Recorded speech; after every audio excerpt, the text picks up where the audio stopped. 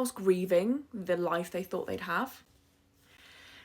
Because same. I remember when I was like 18, I was like, I'm going to have a house, be famous, I'm going to live in New York, I'm going to be a singer, I'm going to be rich. And it's kind of hard realizing that that stuff takes a long time to create. Your younger self didn't know what it took to get to where you want to be. Your younger self didn't know what it takes to be famous, to have a successful business, live in all these amazing places. Whatever it was your dream was, your younger self didn't know what was required to get there.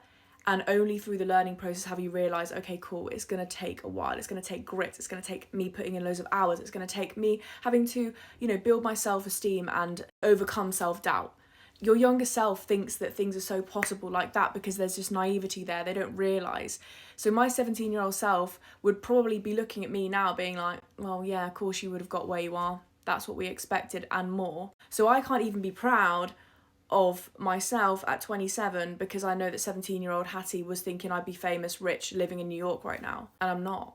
But that doesn't mean that success hasn't taken place. It just means that you have to grieve what your 17 naive self thought you'd be, or whatever age it is. For me, it's 17 because I'm thinking 10 years ago, which is crazy, ew. But you have to grieve that vision that your younger self had and start to be proud, knowing what you know now of how far you've come, knowing what it takes to get to where you want to be and where you are, being grateful for that and making that switch. Because I think something that holds many of us back is the fact that we think that we should be in a certain place at a certain time. But when we made those goals and when we made those expectations, we came from a more naive place. We came from a place of not knowing the world, not having all these experiences that we now have. It doesn't mean that you can't get there.